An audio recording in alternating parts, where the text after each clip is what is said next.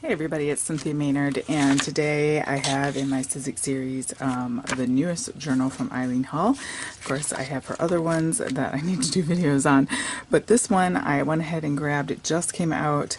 This is number 662816, and it is the wrap journal. It is a scoreboards extra large die, Big's die. So it's a steel rule die, which is nice. So you can cut it out of, this is like a leathery type of material here on the cover. It looks like this. It opens up. It's got the little signatures in there, and then it closes up and wraps, and you can close it however. So I cut it out of mat board, and I will say I'm a big chipboard user, and there are a couple of her dies that you can't use a 12-inch chipboard. Normally you buy those 12 by 12 chipboard pieces. This is longer than that. So this mat board here is the little Sizzix brand, and it's 6 inches wide. When you get the package, I think you get like 5 or 6 of them. You get, so it's 6 by 13. So that fits this one. So you kind of have to, if you're going to use the mat board, you kind of have to use something that's about 13 inches long. And of course you're going to need your long cutting plates, your extra large cutting plates to run that through your big shot. So once you do, you get this set of score lines over here, which is going to be the binding, and then you get your nicely cut holes here to run your elastics through, if that's how you're going to go ahead and do it. And you can kind of go on the side of your table or whatever to kind of bend that down, because that way you get a nice even bend there. Putting it on the edge, and then you get this nice rounded feel there. And then you can decorate this however you want. So once you've scored, sort of bent these, so now you're going to see how it will be able to close. I guess we want our dots, our holes on that side, and then here's our cover, and then it comes like this. So when it's closed, it measures, it's about 5 inches this way, and then your signatures are going to have about 4 inches. Now someone had said that the passport die booklets pages fit perfectly in this, so I'm going to have to try that when I get to that. But first step is I'm going to go ahead and paint my chipboard front and back. Now you can, before you run this through to cut it, you can take the Sizzix mat board and you can adhere paper to that. Just spray with some spray adhesive and adhere your decorative paper, and then you can run it through like that, and then you'll already have paper on either side or one side or whatever it is that you want to do. So that is another way to do it, or you can go ahead and sort of mixed media paint this, and I think that's what I'm going to do with this one.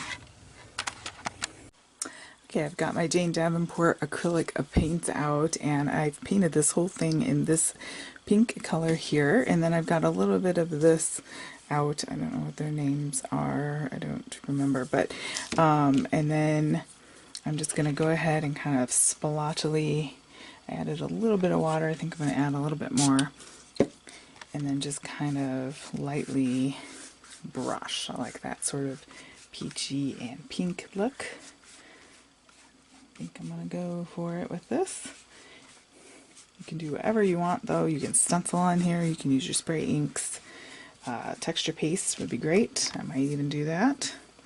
And so I'm leaving the pink. I want this really translucent. So I'm adding lots of water to that because I want the pink to be showing through the bottom there. You could decoupage on your like jelly prints and things if you've got them on like wax papers and whatnot. So I'm kind of using my brush strokes back and forth to kind of create some texture there. Alright, I've got some Liquitex modeling paste that's in white. I'm going to use my leftover paint here, and I'm going to mix some of this in. Pull some of that out and go ahead and mix it in. Okay, and then just grab a stencil of your choice. You can make one, or you can take it from your stash. And so now we have pink gloppy goo. Go ahead and on this piece, this piece and this piece, I'm gonna go ahead and stencil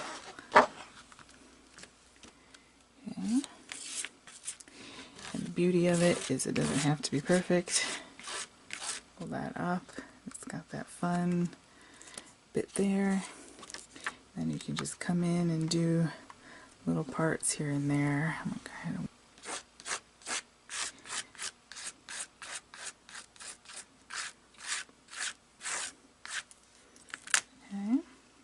and it turns out a little bit lighter pink, which is nice. It almost gives it this extra little something something. So I'm going to go ahead and clean that and be right back. Okay, so my journal is dry on both sides. I really like the colors. Of course, you could spray this, and I might even, I don't know if I might add something to it or not, but it's coming along nicely.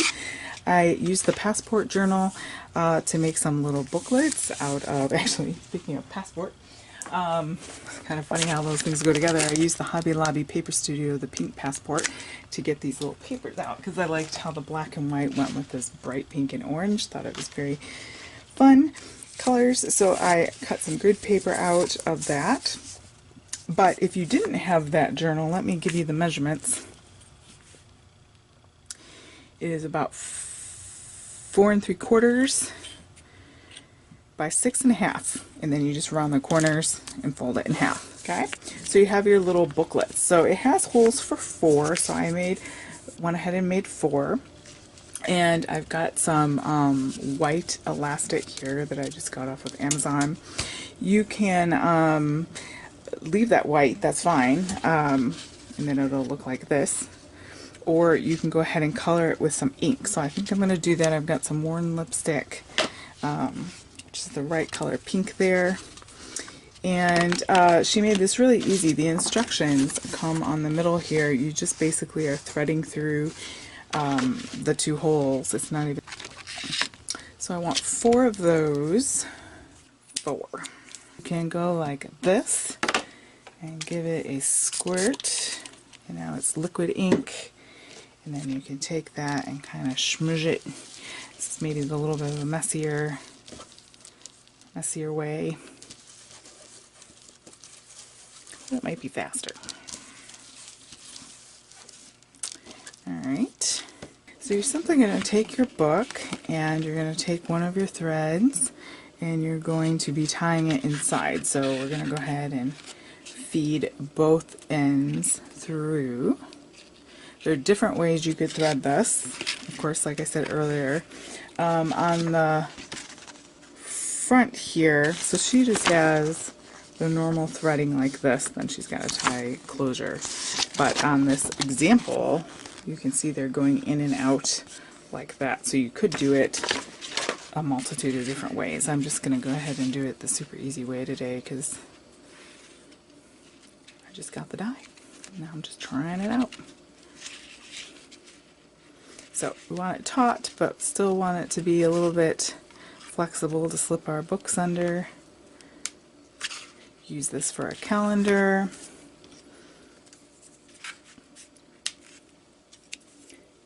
Leave a little bit of length on there if you want an adjustment.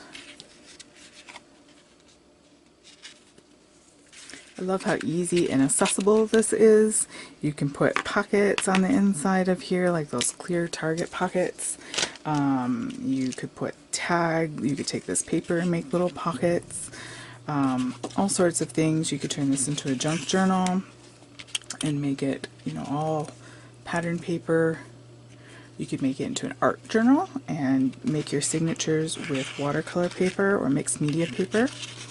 That would be fun. Or sketch paper, and make it like a little notebook of sorts. Or you could do a daily, monthly daily, December daily type of idea.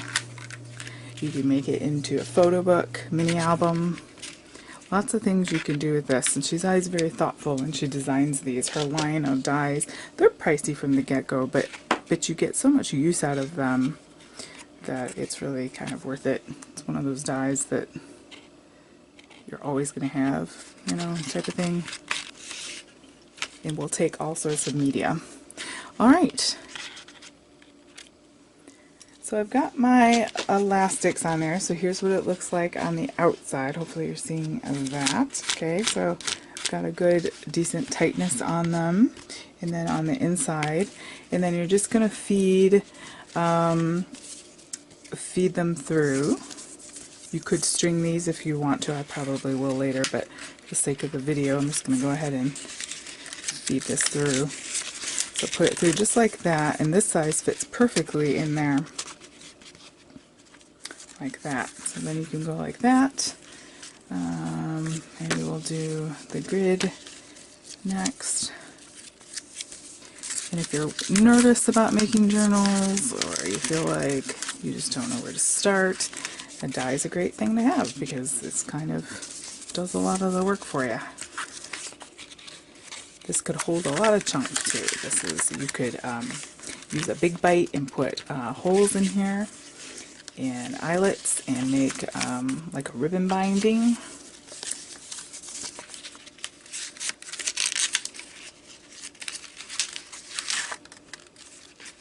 Alright, so I've got all 4 in there. See what that looks like there. And then that would close like this. So you can see that can hold a lot more if you were to add to this or make it chunky in a junk journal style type of thing. And then you can wrap that with a closure. Like I said, you could put Velcro on this side and go like that. You could pop a hole in there, and or you could put an extra hole in here and have it coming out like that. And make a great little gift for Christmas time, looking to give artsy people things, or people who just want to journal. It's just, we learn so much from people who journal, right? It's historically a great thing to do. Learn about civilizations, but you could do something as simple as tying that and hanging some charms off of here.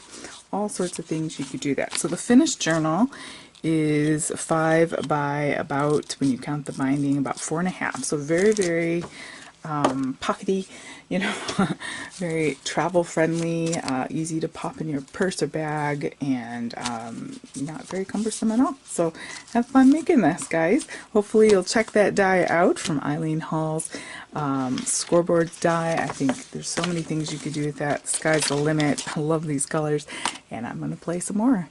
Go have a great creative day.